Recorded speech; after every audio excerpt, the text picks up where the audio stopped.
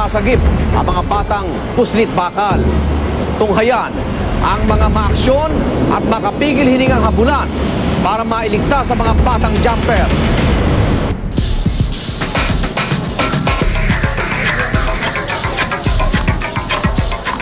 Ito no, mag-conduct tayo ng roving. Ngayon ng dati, ang lahat ng makukuha natin na sangkot sa kriminalidad, kukunin natin.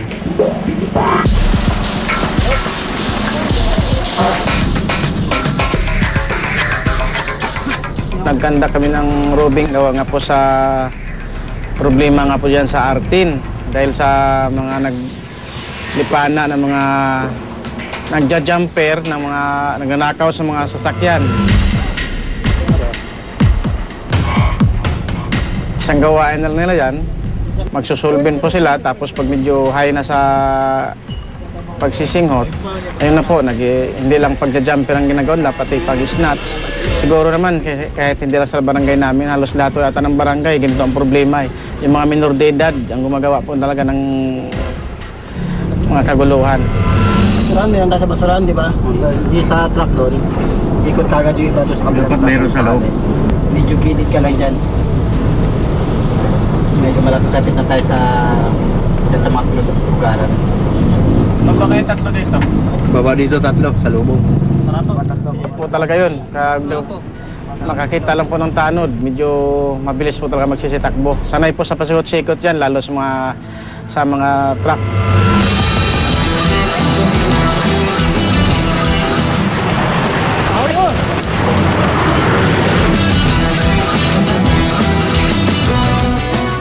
Bali po, nasama yung babae na yon sa grupo ng mga nagsusolvin doon sa may area ng nasakupan po nga namin.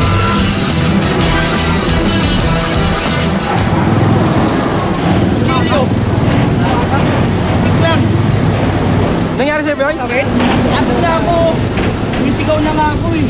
Kasi yung iba dyan, palaban din. Meron pa, tanod natin, muntik mga na mabunutan ng patalas, buti nga na naagapan. Saka mabibilis na talaga tumakbo yan. Kahit mga bata pa sila, talagang sanay na. Dito, madami dito sa amin. Madami hong? Dito lugar na to ang istambayanan talaga. Nang alin ho, nanay? Mga isda ng kawatan.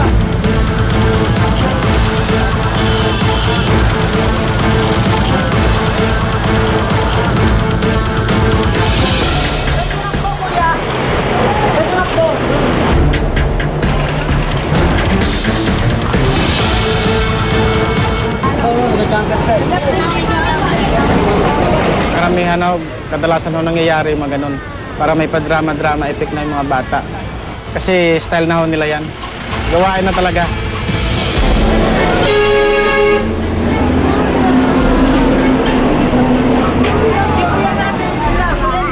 Minsan, pag hindi talaga sumasama sa barangay, andyan po yung babuhatin na lang namin. Ikakarga po sa patrol. Pero naayos-ayos naman pagbuhat kasi baka maka-aksidente naman po tayo ng bata. Halika dito, halika dito, dali. Halika dito. Tatapin mo ako, halika dito. Tatapin mo ako, halika. Ano ginagawa mo dito? Wala po. Ha? Wala. O, bakit andito ka? Andito lang po. Diba, alam mo may curfew tayo? Ha? O, bakit? Pag ganito, hindi ka pa nagpapahinga. Ba't di ka umuwi sa inyo? Mapahinga na po. Ha? Papahinga ka na. Matatawag natin magulang ko. Kakasabi namin, ha? Ha? Huwag ka na mag-ano. Ako bahala sa'yo, ha? Tama ka sa akin. Kakasabi natin magulang mo. Halika, tayo ka. Dali. Dali. Gusto ko yung mabait, ha? Mabait, ha? Sige, halika. Tama ka sa akin. Halika dito. Dali.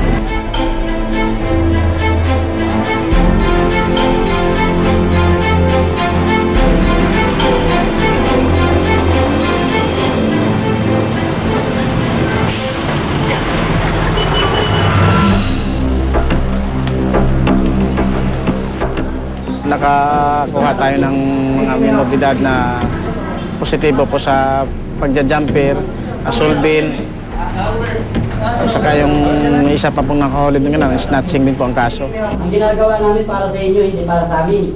dinala po natin sa barangay, kakusapin po namin yan. Kung halimbawa, first offense, pasusundo po namin yung magulang. Pero halos lahat po nila, may mga record na sa barangay namin. Kaya hindi na po namin sa, didiretso namin sa racket. Alam niyo ba ang mga kasalanan niyo? Ikaw, anong kasalanan mo? Alam mo, di ba? Nasa highway ka, anong oras na? Nanakaw ko sa mga sasakyan. Susolvin ka lang. Tapos mag-solvin, anong kasunod? Ha? So, kaya namin kayo dadalhin sa rack. Dahil ilang beses na namin kayo nahuhuli. Maliban dito sa isa, ang kalakas ang loob ng mga bata na yan, magdala ng matalas. Kasi gawa ho nila, alam po kasi nila nangyayari na hindi ho sila pwedeng sakta ng ating mga tanod. Kaya kahit sila makapanakit, okay lang sa kanila, gawa nga po namin ordidad sila. Saan mo dinadala? Tapos magkano nyo ibinibenta? Doon po namin dinadala sa Pilan din po. Doon din po namin binibenta. Nakakabenta na po kami doon. Dumidiretso na po kami rito. Magkano bentahan nyo dyan? Ngayon po nakabenta po kami bakal na lang po. Mag-20.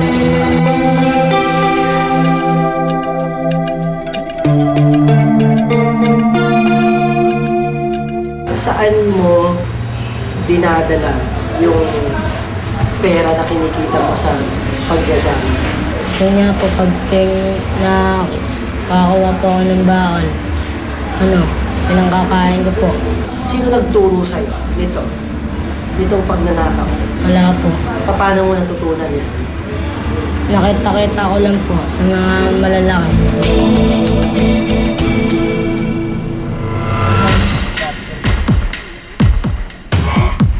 Yung bata na yon, nasa kabilang barangay yon.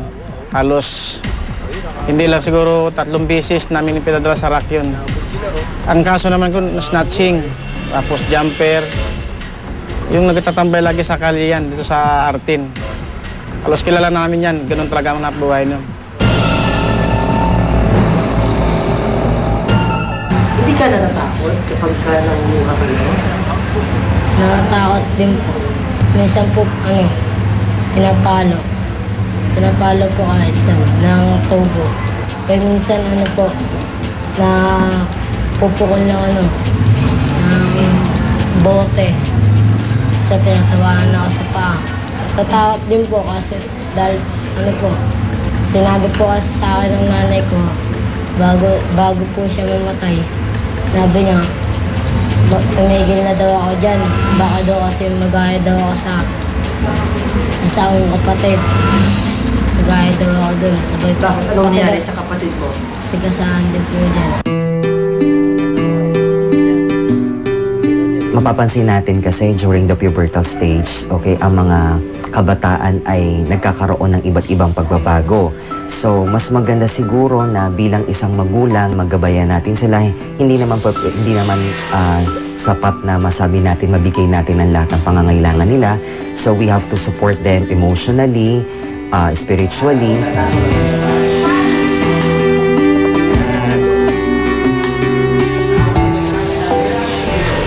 Kami, sa totoo lang, napapagod kami, nahihirapan kami. Dadalhin namin, hulihin namin, dadalhin namin. Pagkatapos, ilang araw lang, balik mo naman dito yung mga bata. Alam mo, ito hindi dapat turuan. Ito dapat tulungan sa pagitan ng barangay at ng pamahalang lungsod ng Maynila. Ang